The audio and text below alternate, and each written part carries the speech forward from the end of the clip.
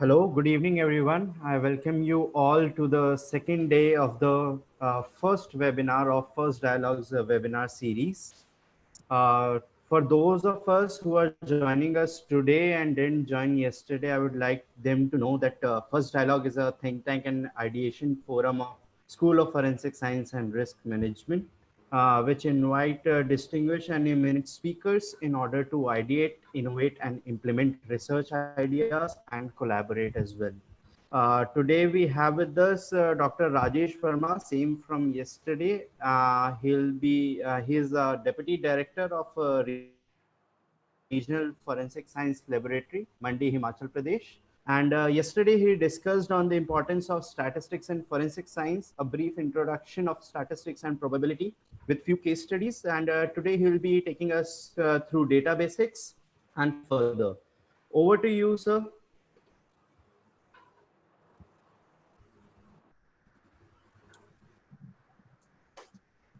Thank you, and good evening to all participants. Yesterday, we talked about the importance of statistics and the basics of statistics, how statistics can be used in forensic science. And I mentioned about the NAS report, that is National Academy of Sciences report. And I told you that the forensic disciplines of identification disciplines were criticized in that report. And they were said to be not having solid statistical foundations. And after that, organizations all over the world started working on these identification techniques, and a lot of work has been done. I'll show you some work that has been done. Like, this is one report to the President, Forensic Science in Criminal Courts, ensuring scientific validity of feature comparison methods. So you can, this is popularly called as the PCAST report. That is President's Council of Advisors on Science and Technology, and it was released in September 2016. PCAST report you can download from the internet and go through this report, and you will see the work is what work that is being done in the various disciplines where feature comparison is involved. You can go through this on your own pace. And then second is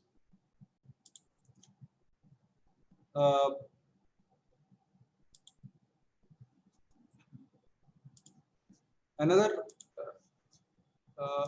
guidelines, that is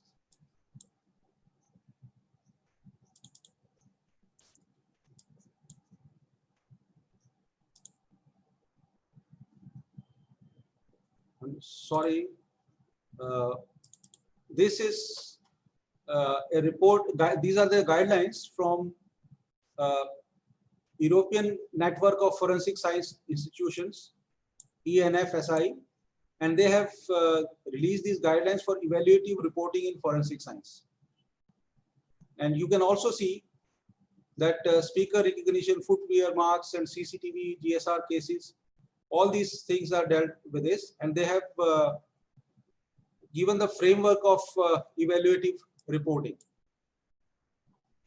Please go through this document also, and you will have a fair idea about, like here they are talking about likelihood ratios, what likelihood ratios mean, and how these likelihood ratios translate into verbal scales. So this is another document that I want you to read.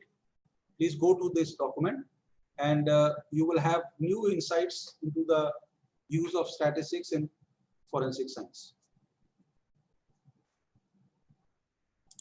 So now we come to the point that is main presentation for today.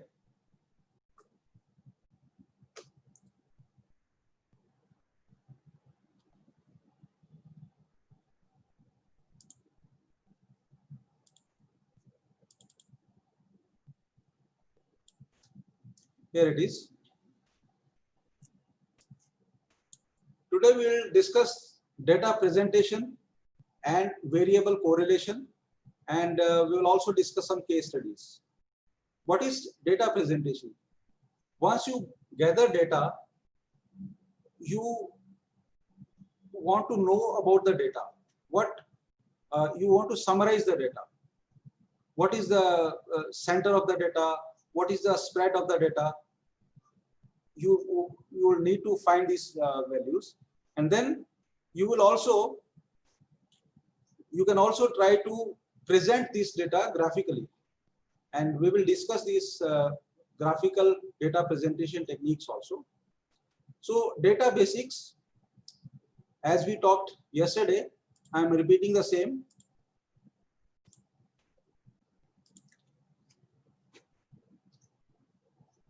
Data, when is collected, it is put in the form of a data matrix, like a spreadsheet, with the columns. They are the variables. The variables are represented by the columns, and these rows, they represent the instances of the data, or these are also called observations. There may be many observations, and there may be many variables. So this is a row and column matrix. This is how we can put data. Then yesterday I also talked about variables, that variables are either numerical or these are categorical. Numerical variables are numbers which may be continuous. Continuous meaning having any value, where in other, and discrete, where only numerical values are discrete values are allowed, that is 1, 2, 3, 4, whereas continuous variables can have 1.125, something like that. All decimals are allowed. And categorical variables, they are labels, just labels, and these categorical variables are regular categorical and ordinal categorical. Regular categorical variables do not have any order in that, but ordinal categorical variables, they have an order, like cold, warm, warmer, hot, hotter, hottest, like this. There is a level, there is an order, increasing or decreasing. So these are variables, and I also talked about that variables can be associated. That is, the two variables show some connection with one another. In that case, they are called associated variables or dependent variables. That is, one variable depends on the other. If one variable increases, the other also increases or decreases, and vice versa. If two variables are not associated, that is, there is no relation between them, then they are said to be independent variables. Now, let us know some methods about examining the numerical data. And one way of representing the numerical data and the correlation between numerical data is the scatter plot. Scatter plot has an x-axis that contains one variable and a y-axis that contains another variable. And then, like in this case, this is a fertility of a country, children per woman in a country, and this is life expectancy in years in that country. And this data is from gapminder.org. So you see that as the children per woman in a country increases, there's a decrease in the life expectancy of that country. So you see that there is a negative correlation between these two variables. These are correlated, but this is a negative correlation.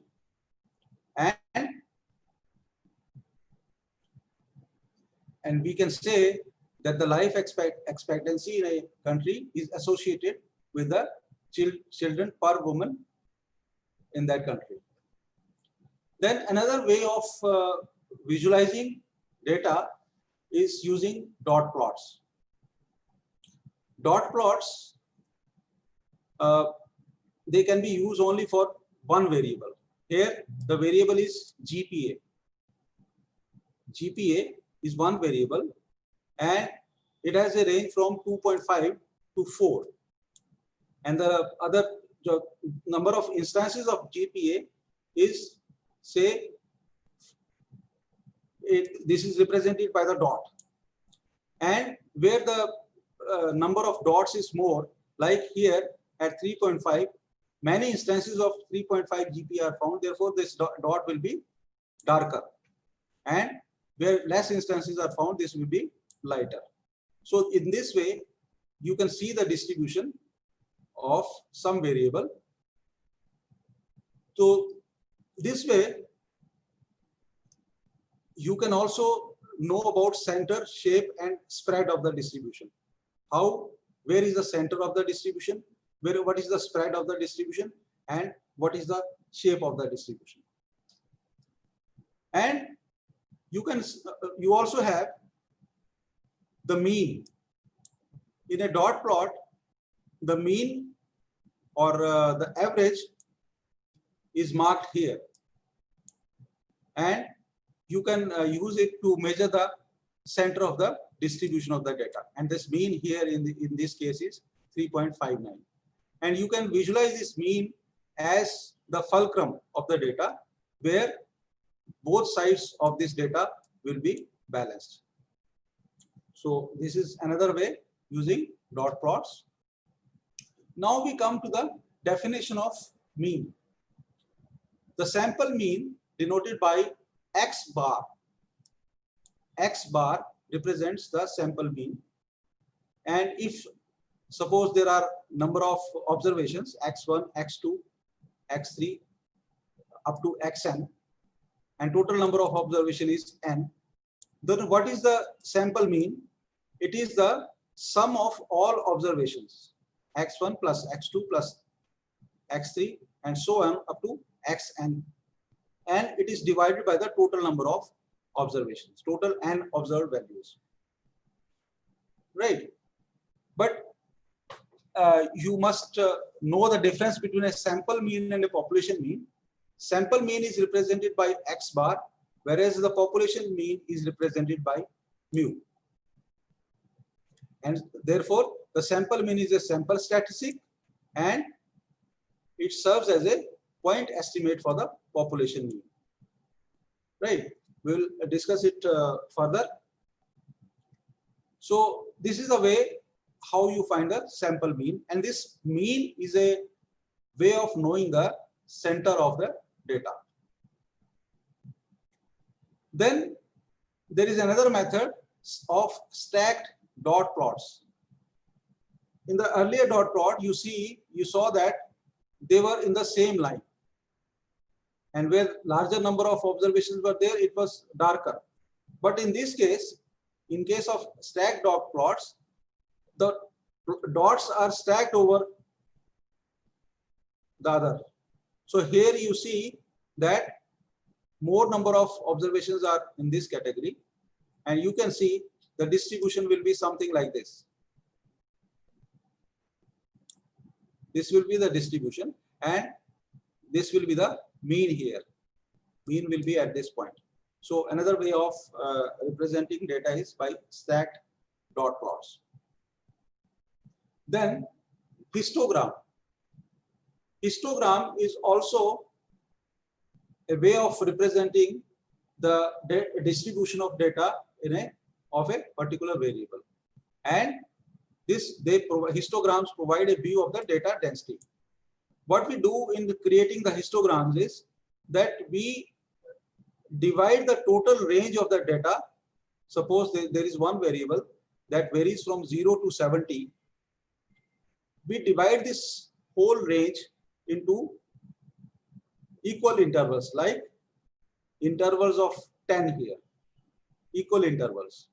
And then after this, we calculate the number of observations in that one particular interval, say from 0 to 10. We see that about 150 observations are there. And then for 10 to 50, we count the number of observations, and we see that about 40 or so observations fall here. And then for 20 to 30, in this way, we find the number of observations in each of these intervals, equal intervals. These equal intervals are called bins. These are called bins. And histograms are very useful and convenient in describing the shape of the data distribution. How it can be done, I'll show you later on. Or you can see here like this. It is, this shape will be something like this. If you put a line over this, it will give the shape of the data. You can see that this distribution is right skewed. It is stretched towards the right. So it is right skewed. So histograms provide a way of knowing the shape of the distribution also. But important thing to keep in mind is that the bin width of that we choose here to create the histogram is very important, and by increasing or decreasing the bin width, you can see that the shape of the distribution can be different, can appear to be different. Like here, in this case, first we have a larger bin width of 50. Then all of it, this distribution seems to be uniform distribution. And if we decrease this to 10, then it will appear like this. And we further decrease it. Here the bin width is 5. Then it will appear like this. This will be something like this. And if you further decrease it, then it will seem to be multimodal. That is, one mode here, one peak here, and another peak here, and then like this. So this bin width, this determines how this shape will appear, and therefore it is very important to select appropriate bin width. And then after we have described that the shape can be known by the histogram. So a histogram can have a single prominent peak, then it is called unimodal. Like if it has only one peak, then peak means maximum values will be there, and maximum number of values is also called the mode. So this is called unimodal. This is bimodal. It has two peaks or two modes, and this will be multimodal. It will have 3 peaks or more than, and this will something multimodal peak, right? So in order to determine modality, you can imagine a smooth curve over the histogram, and then and if you drop a thread or something like this, stretchable thing, flexible thing, then it will give the shape. Now there is another factor that is called skewness of the histogram. It may be right skewed, it may be left skewed, or it may be symmetric. For in this case, you see that there is a longer tail towards the right. So it is a right skewed histogram, or a right skewed, it represents a right skewed distribution. But in this case, the longer tail is towards the left. So it is a left skewed distribution. But here in this case, you see that it is almost equally distributed on both sides, and it can be said to be normally distributed, or it is also called a symmetric distribution. So you see that histograms, they can give an idea about the type of distribution that we have. And there may be some unusual observations. Like here, you see that most of the distribution is like this. But there is some unusual observation here. Here, most of the distribution seems to be normal, but then there is some unusual observation here. These unusual observations, in terms of the main distribution, these are called potential outliers.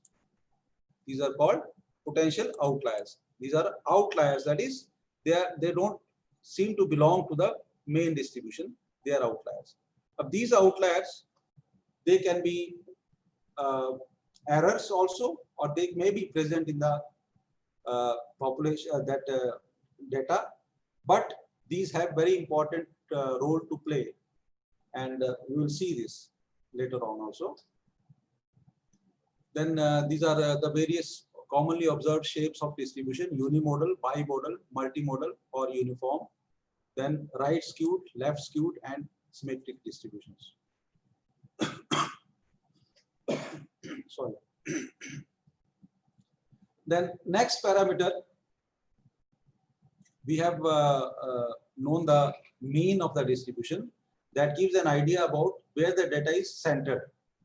Now we will find the way to represent the spread of the distribution, and variance is a parameter that gives the spread, and variance is roughly the average squared deviation from the mean. Once we have a mean, then what we do, we subtract the mean, this mean, from every observation, xi, where I varies from 1 to n. X sub I varies from 1 to n, x1, x2, x3, x4. What we do is we subtract the mean from every observation. We subtract it from x1 and then square it, and then we subtract it from x2 and then square it, and then sum the first difference with the second difference. So we take the difference of the mean from every observation, square it, and then sum it, and then divide it by n minus 1. This will give you the variance, and variance is represented by square of s. The sample mean is here in this case is 6.71, and the sample number is 217. Then for this particular distribution, they have subtracted the sample mean from all the observation 5, 9, 7 or so, and then squared it, and then summed all this and divided by the total number of observations minus 1, that is 216, and then you will get the variance. Now the dimension of variance is 2, that is square. It will give in a unit square. So this is one way of knowing the spread. But we generally are more familiar with standard deviation, and standard deviation is nothing but it is simply the square root of the variance. If you take the square root of the variance, then we get the standard deviation. So in the previous case, we had variance equal to 4.11. Now we take the square root, then standard deviation will be 2.03. Now here it will be in hours, it will not be hour square. So, and one important point to keep in mind is all data for a normal distribution falls within 3 standard deviations from the mean.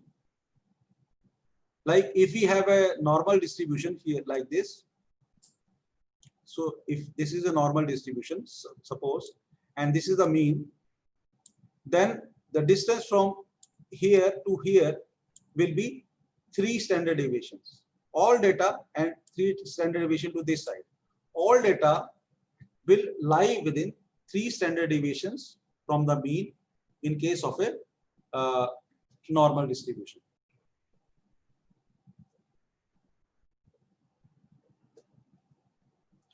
Then there is another definition of median. Whereas mean was found by summing all the observations and dividing it by the number of observations. Thus, it gave the center of the distribution. But median is obtained by first rearranging all the data in ascending order. Like here, if suppose we have 0, 1, 2, 3, 4, we will arrange this data in ascending order. First 0, then 1, 2, 3, and 4. And then the middle value, 2 values to this side, 2 values to this side, and this middle value is called the median of the distribution. And this is true for when the number of observations is odd.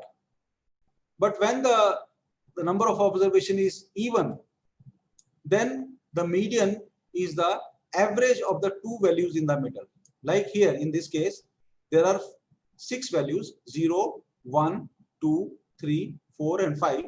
Then 2 values on this side, 2 values on this side, and there are these central 2 values. And we take the mean of the average of these 2, and 2 plus 3 divided by 2 is 2.5. Then 2.5 will be the median. And in this way, we see that median is the midpoint of the data.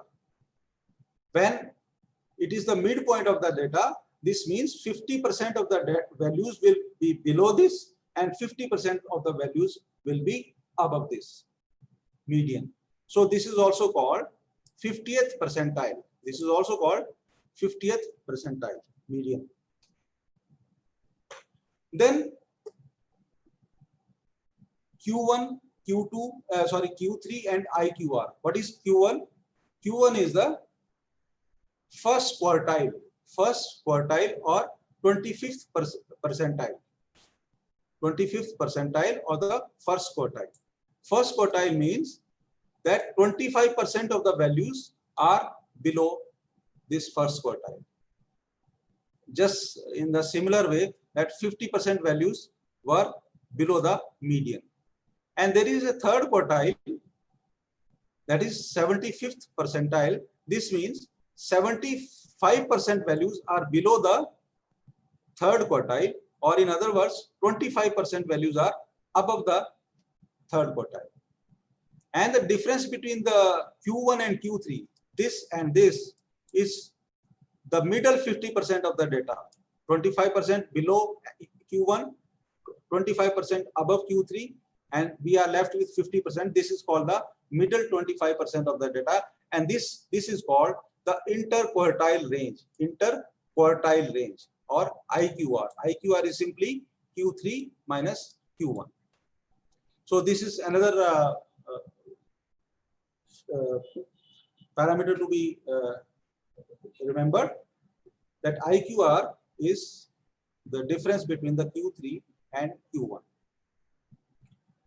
Now, there is another way of representing the box plot. This is called a box plot, and a box plot is created by first having a rectangle. This is the rectangle in which the middle dark line, this represents the median, that is second quartile. And this lower bound of this box represents the first quartile, and the second other side represents the third quartile. And in this way, you make a rectangle. Then we have a lower whisker and we have a upper whisker, upper reach. And how do we define this upper and lower whisker? If we multiply the interquartile range by 1.5, 1.5 multiplied by the interquartile range, this value when subtracted from the first quartile will give you the lower whisker. And this value when added to the third quartile will give you the upper whisker. This is the upper limit and lower limit. And in this way, you can create the box plot, and anything above the lower upper whisker or below the lower whisker will be treated to be an outlier. So this is the way whiskers are calculated. 1.5 multiplied by IQR. Maximum upper whisker reach is Q3 plus 1.5 into IQR. And then maximum lower whisker reach is Q1 first quartile minus 1.5 into IQR. And then IQR is 20 minus 10 equal to 10. And then 35 and minus 5 have been reached out. A potential outlier is defined as an observation beyond the maximum reach of the whiskers. Beyond the lower whisker, and beyond the upper whiskers will be potential outliers. And a box plot is very easy to create, and I'll show some demonstration also in using R and using some other software. Now we talk about, we have found the statistics. That is, we have found mean, that is the central tendency of the data, where the center of the data is located. And then we have also found how the data is spread.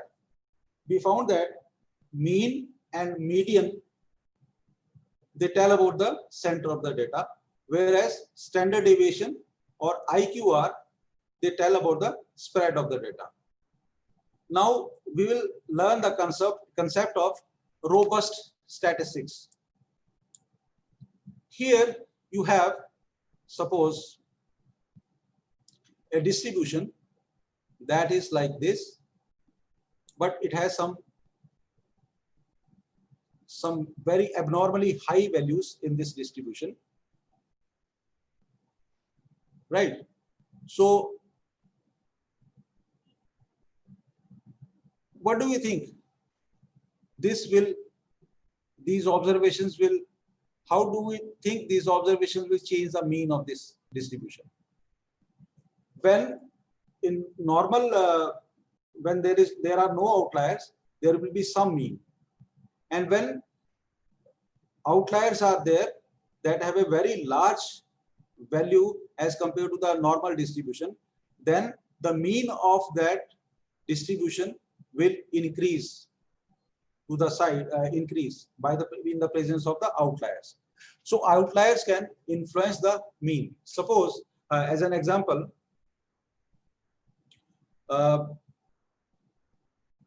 we are we are normal middle class people, and if we have 5 or 10 people in a group, and then everyone has, say, 50,000 salary per year. Not everyone, but 50,000, 52,000, 55,000, 49,000, like this. And then will be normally distributed about some mean salary. That mean will be, say, around, we say it is 55,000. But if there is a very, very wealthy person comes in the group, then he may be having a salary of say 1 million. Then that 1 million, when added to the group, will change the average value of the salary. I hope this makes the point clear. This outlier will affect the mean value. So we can say that mean is not a robust statistics.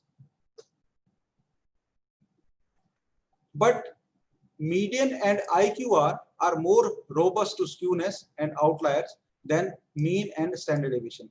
Similar thing happens with the standard deviation.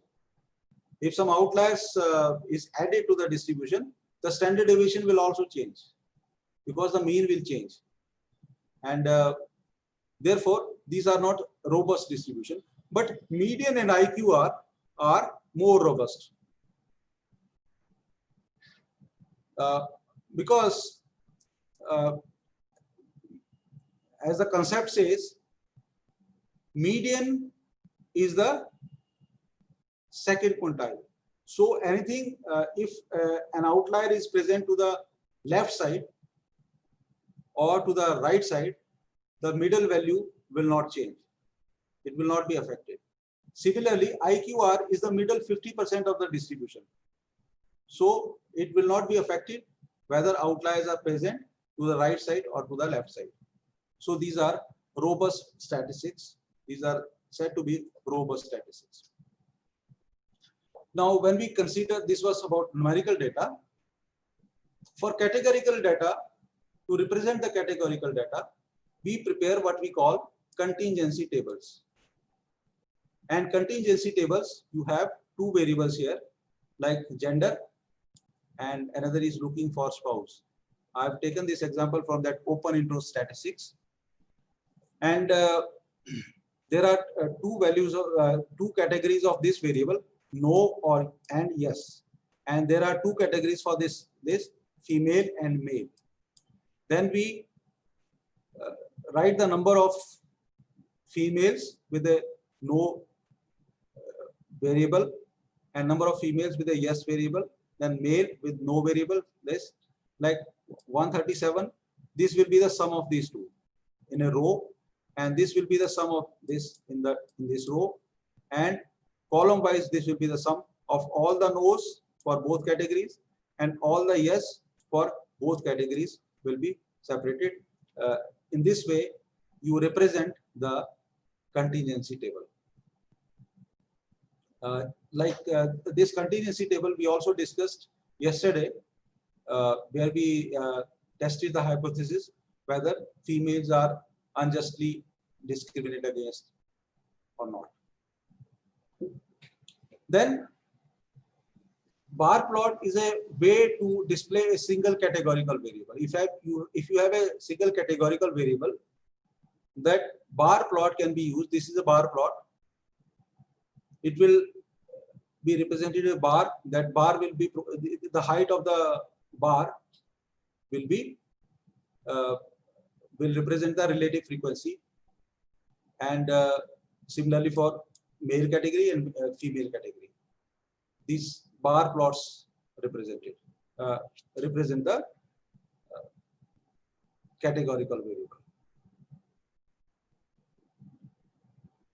And the difference between bar plots, now this bar plot may appear to be like a histogram, but you must keep in mind that bar plots are used for displaying the distribution of categorical variables, whereas histograms are used for numerical variables. So this is the difference between histograms and bar plots. Then you also have another way of representing the categorical variables. It is in the form of pie charts. But these pie charts, they become unmanageable when the number of categories is very large. So in that case, it is advisable to use the bar charts. Then side-by-side box plots can also be used where there are number of categories like 1, 2, 3, there are 4 categories, and we want to see the distribution in each category. Then we can create side by side box plots, and this also gives a fairly good idea of the distribution. So I will show you all these methods also. I will demonstrate how to create histograms, bar plots, and all how to summarize the data. I will use the R software. And before that,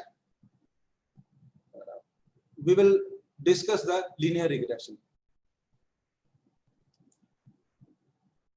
Linear regression, as I told earlier, is useful in demonstrating the relationship between two variables, numerical variables. Like in this case, we create a scatter plot. Here one variable is percentage of high school graduates, and other variable is percentage of people living in poverty. So we see that in this data, as the number of percentage of high school graduates increases, there is a decrease, associated decrease in the percentage of poverty. Like you see that this is you can fit a line here, and this line shows a negative correlation between these two variables.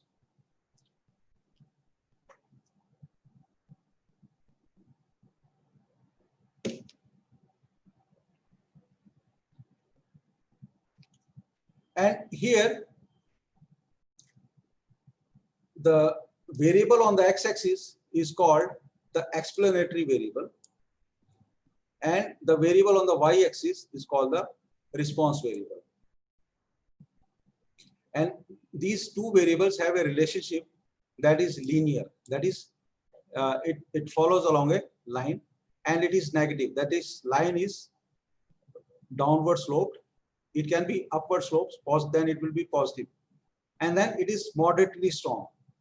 How strong the correlation is determined by how closely spaced these points are with the line. If they are scattered away from the line, then this is a not very strong correlation. But when they lie very close to the line, then it is a strong correlation. We see different instances of this. So correlation describes the strength of the linear association between two variables, and this correlation, this takes a value between -1 and +1. When it is -1, it is called perfect negative correlation, and when it is +1, it is called perfect positive correlation. And when it has a 0 value, then this indicates there is no linear association. But in real correlation cases, the correlation coefficient, we call this correlation coefficient, this varies. It has a values like 0.7, 0.6, 0.5, 0.4, 0.8, 0.9. It can take any value between -1 to +1, and not more than that, not more than ±1. And then when you are describing the correlation, you are fitting a linear line through the data. This is the data, all the data, and you have fitted this red line to this data.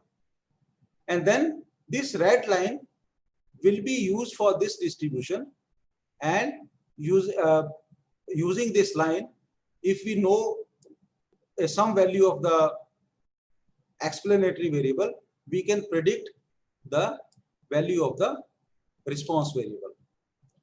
But as you can see, suppose here you have some value, then this value is this. But when we try to estimate through this line, then the value will be this. Sorry, this will be the actual value of the data. But when you try to estimate it from the line, this will be this. So there is some error in estimation, and this error it is represented by these vertical bars, and these are called residuals. Residuals are errors that are introduced when you try to model all the data through a single line. And in this way, you can see that this is the way how these residuals are represented. And you see this is positive here in this case and negative in this case. And this residual is the actual value minus the fitted value. By cap, it tells you about the fitted value through this line, but actual value is this.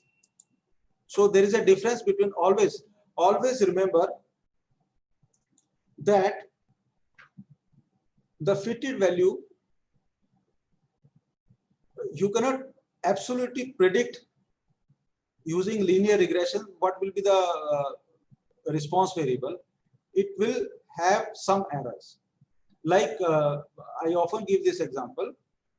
If you have determined the linear regression between some long bone of the body and the height of the person, or say linear regression between the foot length and the height of the person, and you have obtained a line, then you cannot simply say that the height of the person will be obtained by putting the x value and doing the calculations. Yes, it will be more likely, it will be more closer to the predicted value, but there may be differences that should not be ignored, and this all is a probabilistic estimate. Not, you cannot say that this is the value plus or minus the error. No, that RMSE is something different than these values, and you simply cannot do this because the actual estimate can be different from what is predicted from this line. So this was also the subject of one of my papers I'm going to discuss, and how we should use the confidence intervals and the prediction intervals for a linear regression we'll be going to discuss. So you see that when we fit a line, there are errors. These are called residuals, and a number of lines can be fitted in this data. And all these lines will have their own residuals. And what we mean by fitting a line is by minimizing the sum of the squared residuals. That is, we take the residual, square it, and then sum it. And we sum it, and we try to minimize the sum of the squared residuals. And this is called least square fitting. Least square fitting. And this least square fitting is very convenient to use by hand and using as well as software, right? So this is the least square fitting, or this is we achieve this by minimizing the square of the sum of the square of the residuals. And when we fit a line, we have an equation for that line, where this y cap is the predicted value. This beta 0 is called the intercept, and beta 1 is called the slope of the line. As you all know, a line has an equation y equal to mx plus c, where y is the y variable, this is y, this is x, and if we have a line like this, then this has some slope, this has some slope, slope multiplied by x plus intercept. Intercept is here, this is the intercept. So this plus this intercept is the point where the line meets at 0 of value of x-axis. So this is the slope m, and this is the intercept. So these are called, this is called a parameter. Beta 0 and beta 1 is a parameter for a sample, right? This is how we fit the least square line, and we describe the least square line. And interestingly, the slope of the regression line can be calculated simply by dividing the standard deviation in the response variable by the standard deviation of the explanatory variable and multiply it by R. R, what is R? R is the regression coefficient. So in this case, in this previous data, the standard deviation of y variable was 3.1. Standard deviation of this variable was 3.73. Multiplied by R was the regression coefficient, that was negative 0.75. Therefore, the slope is here 0.62 negative. And we interpret the slope as, for each additional percentage point in the x-axis, we would expect the value of the y-axis to be lower on an average by this slope, right? This is how it is interpreted. For every unit change in the x-axis, the change in the y-axis is given by the slope. And similarly, intercept can also be found by subtracting the mean multiplied by V1 from the y mean, right? So intercept is a mathematical construct, and it does not have any physical significance. Like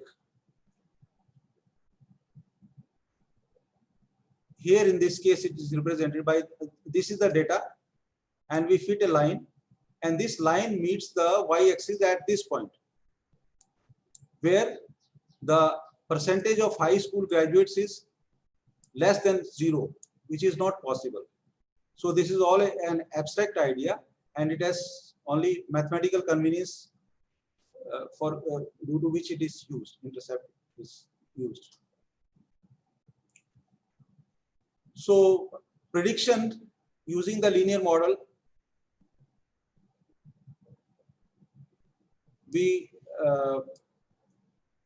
using the linear model to predict the value of the response variable for a given value of the explanatory variable is called prediction, simply by plugging in the value of x in the linear model equation. But as I told you, there will be some uncertainty associated with the predicted value, as I already told you, and we will take this further. And another concept is extrapolation. Extrapolation is applying a model estimate to values outside the realm of the original data. It's called exploration. Extrapolation. You should not use extrapolation. Here the intercept is might be treated as an extrapolation, but generally you should not use, you should only try to predict values for the explanatory variable for which the data pertains, in the range in which the data pertains. For this distribution, you should not try to find for this value the value of the response variable. You should only do it in this range, right?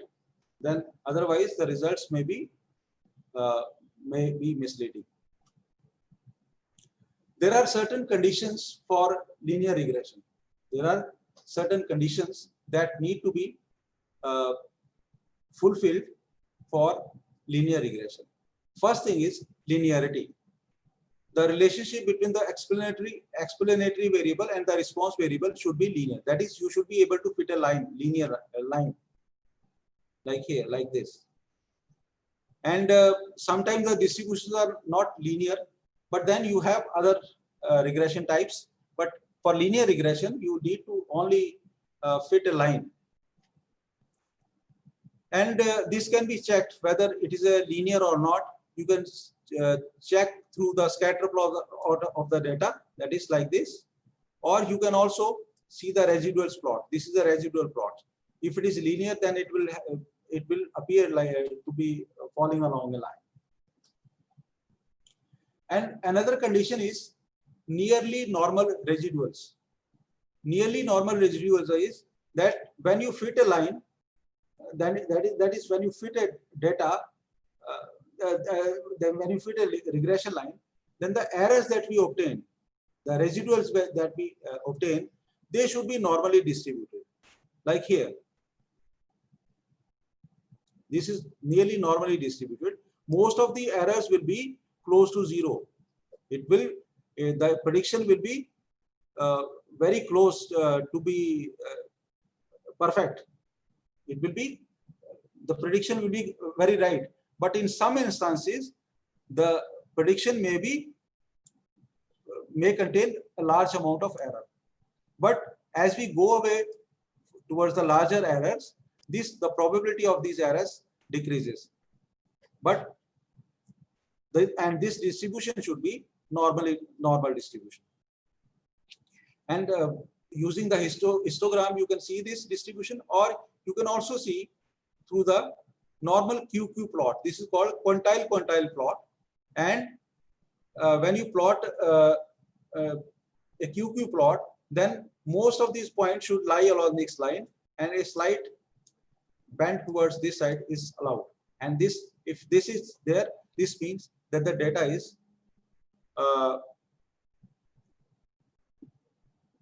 this assumption checks are fulfilled. Then we should also have a constant variability. We should not have any pattern in the variability. Like here, you see all these variables, all these values are having similar variability. So this is another thing to be kept in mind, that the variability of points around the least square line should be roughly constant. It should be roughly constant. Right. This also implies that the residuals around the zero line should also roughly be constant as well. And this is called homoscedasticity. Right. And this is checked using a histogram of the normal probability plot of the residuals. Then another important concept is there of the R square. This is square of the regression coefficient. R square is obtained simply by squaring the coefficient, regression coefficient, correlation coefficient. And R square is calculated square of the correlation coefficient. And R square tells us what percent of variability in the response variable is explained by the model. The response variable is having a variability. It varies from varies between two values, and we want to know that when we have fitted the model, linear model, then how much variability of the response variable is explained by the explanatory variable, right? This is the percentage of variability. That is, if suppose you have the regression coefficient as 0.7, then you square it, then 0.49, that is about 49% variability in the response variable will be explained by this model, right? And the remaining variability is explained by variables not included in the model or by inherent randomness of the data. So one variable can say, suppose if 50% variability is explained by one variable, then in order to explain other variables, we can try to include other variables also, and then this percentage of variability explained will increase. Suppose, and that will be called, this is called a multiple linear regression, where multiple variables are there. Multiple explanatory variables are there. So this is the end of this section. Now I will discuss a case study, and this will be estimation of stature using linear regression. So I need to adjust my screen sharing. I'll stop this screen sharing and then share. Sorry.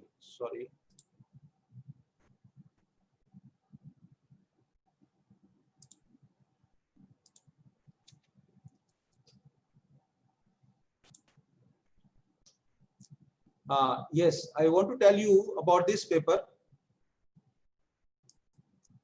that we recently published in the Forensic Science International reports, that is stature estimation in forensic examinations using linear regression analysis. And we also explored the likelihood ratio perspective. And this work was done in collaboration with the Punjab University Department of Anthropology, and this was recently published in this year. Recently published, and in this work, what we have done is we have taken a sample of 344 young adults, 172 females and 172 males in Shimla city of Himachal Pradesh, and the anthropometric measurements of the percutaneous bone lengths and stature were measured, and then we have reported the regression equations for stature estimation, and we also found the confidence intervals for the regression line, and as well as the confidence intervals for the prediction of the stature. And we have also used the likelihood ratio approach.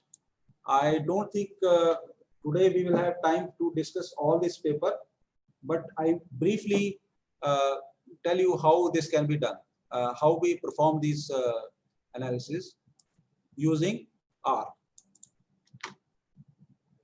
So now I will share you another screen.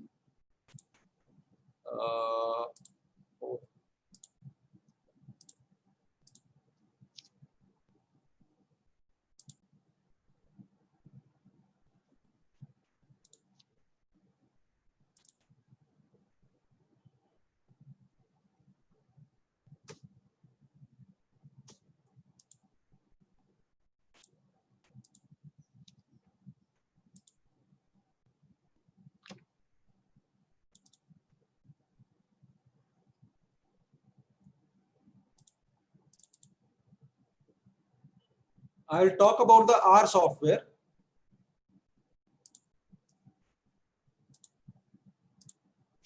I'll talk about the R software. R software is freely available and it's a very good statistical analysis software, and it is open source and freely available in the internet. And interesting thing is that R has a large community of developers, and every day a large number of packages, especially design packages, are added to the repository, package repository. And interestingly, for your information, there is a package called Data Analysis for Forensic Scientists, DAFS, and it was created by James Curran from New Zealand, and it is also available. It has data pertaining to the it has forensic data sets, and you can use this data and experiment on your methods. Like, so here we have already I'm using R in conjunction with R Studio. R Studio is independent IDE, and this works with R in the background. So I will demonstrate this. Here I have a data in a CSV format called student data.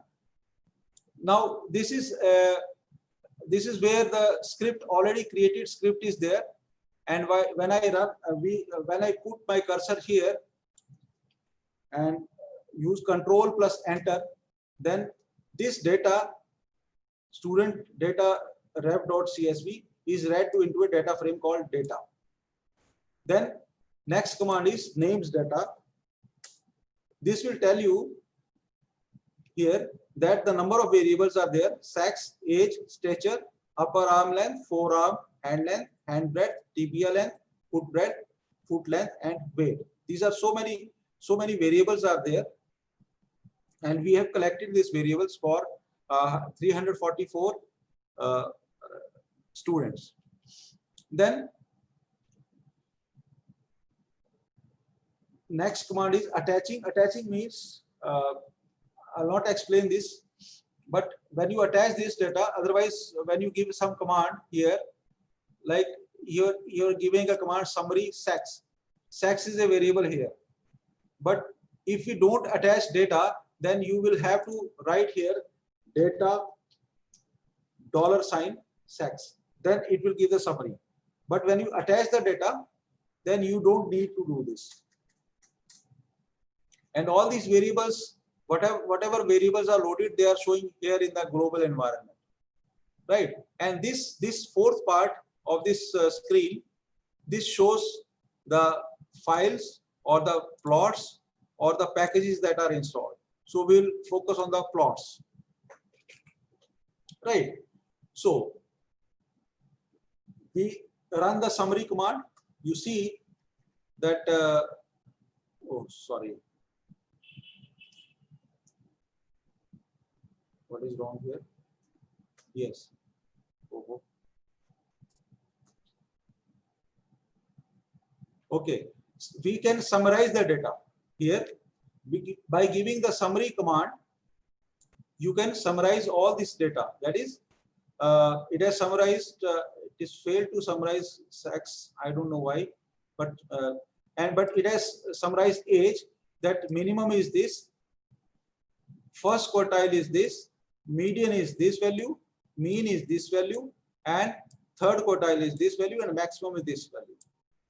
This is what summarizing means. For all the variables, it has given the summaries where important parameters like minimum, maximum, median, mean, all these are given. That is, you can also find the center of the data as well as spread of the data. The next thing I want to demonstrate is the box plot. You can simply plot a box plot by giving a command box plot, and we will discriminate it by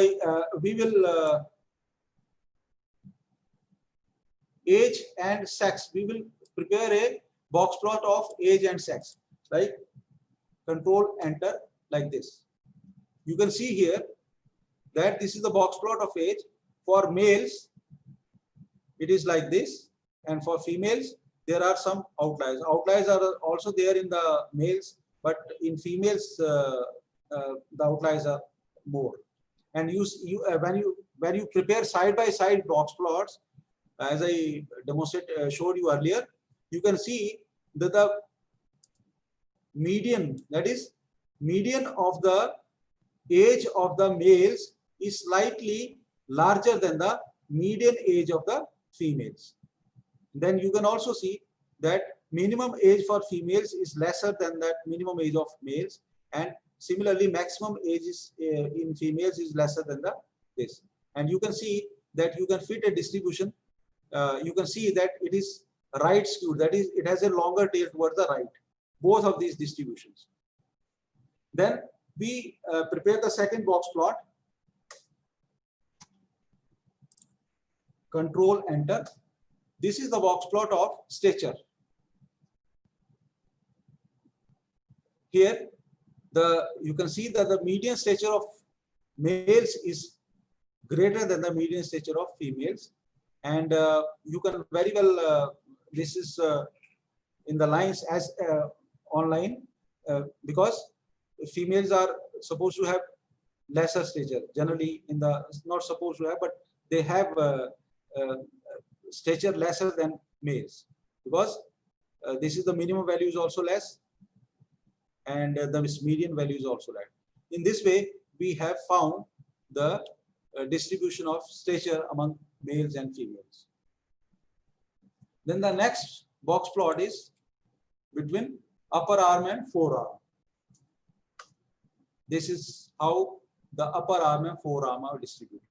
Now you can see in this case that this data is the whiskers on this box plot are symmetrically located around the median. So this will be a nearly normal near normal distribution. Similarly for forearm also. In this way, we can plot the we can create the box plot of all these variables, right? And then we draw the correlation plots.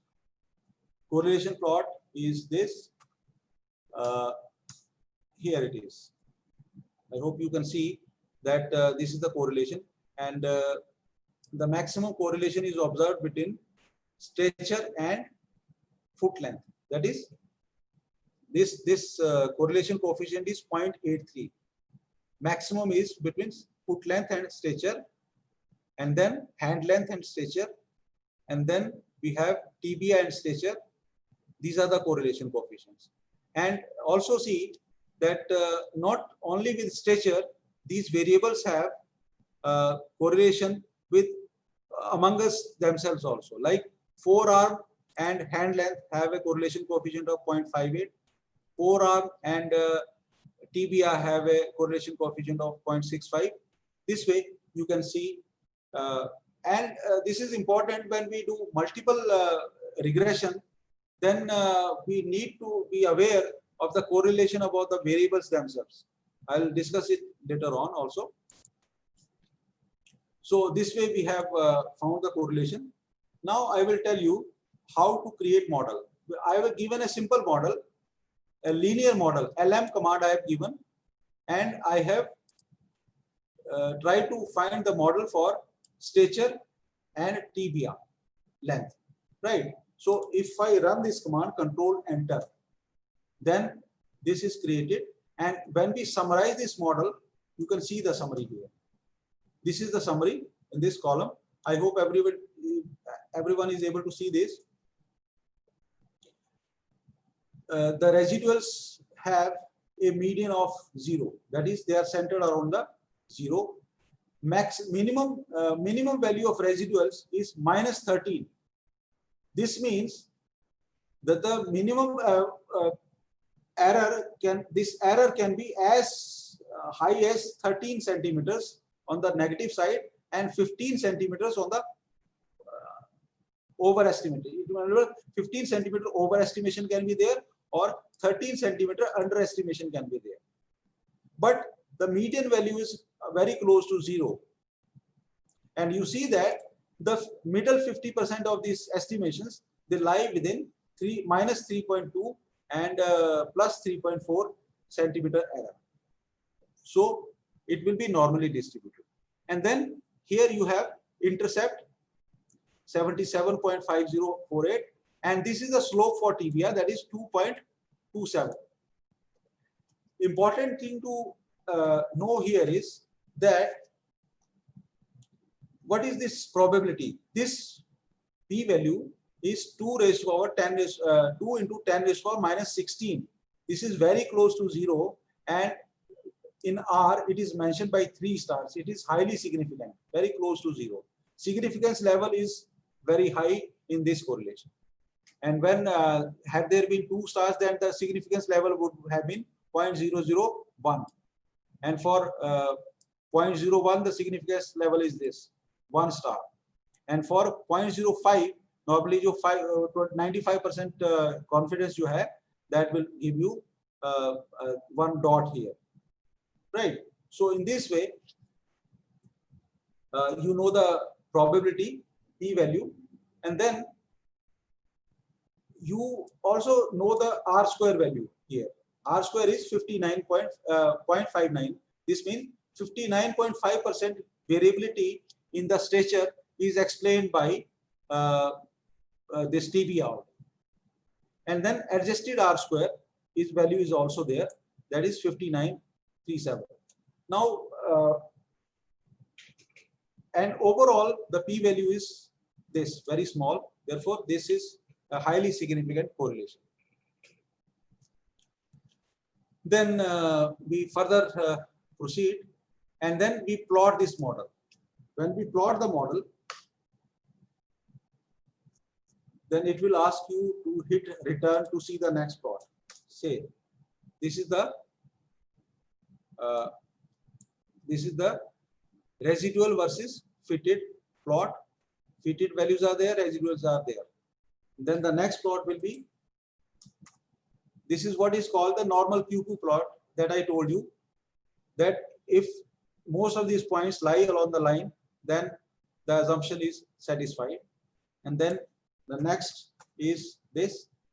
Another standardized residual is plotted versus fitted values. And then next is this, leverage points also. Leverage means the effect of outliers. We're not going to discuss that. So this way,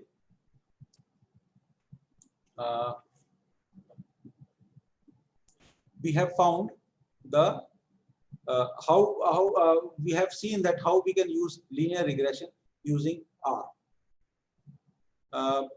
Now, because we have little time left for this session, so I will hurriedly try to take up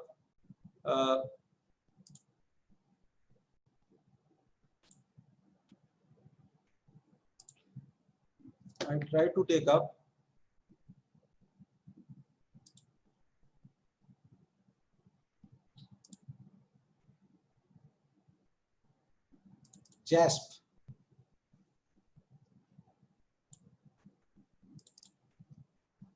This JASP is a statistics program. It is also freely available. It's an open source project with structural support from University of Amsterdam, and it has a very good interface, and it is very easy to use. I will demonstrate the use of JASP, and I will work on some categorical data. I told the correlation is a way to examine the numerical data, but for categorical data, how do we see the association between variables? So we will browse the files, and this is the data that we gathered in a retrospective study for the year 2011 to 2015 of sexual assault cases. And it has many variables. Most of these variables are categorical variables, right? So I'll show you how do we describe this data. Descriptive data, for example, accused age, I am taking this variable. I see that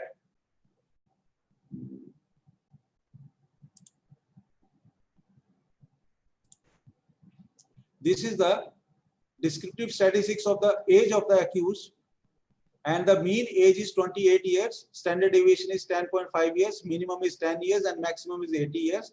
But this also shows the box plot of this accused age, and you can see there is a large number of outliers in this distribution.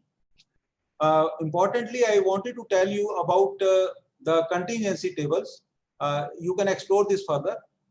I wanted to tell you the contingency tables. How do we create contingency tables? We have rows and we have columns. Like suppose we have accused age group as rows and victim age group. I am trying to find victim age group. Yes, it is as the columns. Now you see that the contingency table for the accused age group and the victim age group is created, and you can see the number of instances for each category. And important thing is that chi-square test has been done, and it has given a p-value less than 0.001. This means that the correlation as shown in the contingency table is significant, very significant, to the level of 0.001. So this when this p-value is very low, then we can read the pattern in the data like you can say that adults accused have their victims in the adolescent categories. most of their victims in the adolescent category. You can make this statement because all the data that comes is a significance level of very significance. Very small significance level. Very small p-value. But this may not, this p-value may not always be small. For example, suppose if we just take two random variables, this month, season, and category. Here we have two categorical variables. One is season, in which this event, that assault took place, and then the category of the case, that is, it is a general case or a POCSO or sodomy case. Then we see that the p-value here is 0.613. It is a very large p-value, and so we say that this is not a significant correlation, right? So this is how we test the categorical variables, association between categorical variables using contingency tables. So this is all for today. Still 5 minutes to go. Now I stop my screen sharing. And if you have any questions, you can please ask. If any participant have the question, they can raise their hand. Yes, Tushar, you can ask your question.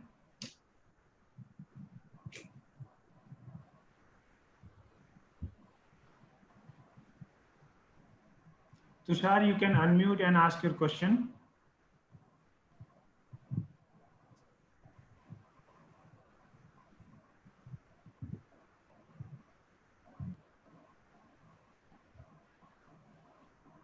Tushar, are we audible? Parisha, you want to ask any question?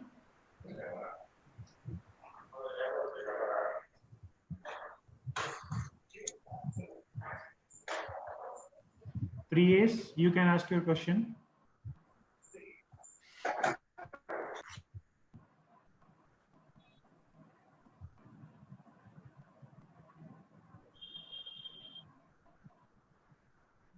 Hello. Yes, Priyesh, Yes. you can ask your question. Sir, this is regarding chi-square. So you had showed the contingency table, right, sir? Yes. So is there any other way to tell which combination is significantly different from the others, sir? Like, can you show the table again so that I can ask the question in a better way? I can just, at this point of time, I can only tell that chi-square is one way of telling the association. At present, I'm not aware, and I will not be able to tell which other method can be used. No, sir. In chi-square, in that table, you had shown that adults are more number in accused. So even if you see mature adults had a higher number. So if there are similar numbers, how do we say which category is more different from the other categories? So chi-square value has significance, sir. It was less than 0.01. But this chi-square value is significant. The p-value is very small. Yes, and whatever that table tells, whatever association that table tells, we can say with a significant level is quite high. Yes, sir. So how do we tell that it is? This means that we see pattern that is simply not due to chance. Okay, sir. Right. There is a pattern. Correct. There is a pattern in the distribution of these two variables. And it is just like yesterday I told you that when p-value is very small, this means there is some association, there is some pattern, and it is not just by chance. And the other instance I told you where the probability was 0.65, that could happen by chance because the probability was quite high, quite close to 1. Right? Yes. I hope I have answered your question. Yes, my colleague Jaswant is there. Jaswant, Yes, sir. you want to ask some question? Sir, good evening, sir. Good evening, sir. Yes. Good evening, sir. Good evening. How are you? Fine, sir. Fine. Do you have any question? No, sir. Okay. I hope you have learned something new. Yes, sir. Whatever way you can use it. Sir, I have attended yesterday also, sir. Yes, yes, I noticed that. Yes, sir. Thank you, Jaswant. Thank you for being there. Okay, sir. Thank you, sir. Okay. Any other So, any other question, please? So, Sudhanshu, you can give the. Oh, okay. So if there are no other questions, I would like to thank Dr. Rajesh Verma for such a rich and interactive and informative session. I'm sure, sir, those upcoming researchers will try to incorporate what you have taught us today, and it will give a new edge to the upcoming researchers and also to the faculty members like us can incorporate these techniques and tools in their researches and prove beneficial. Thank you so much, sir. We will like to have you on same time tomorrow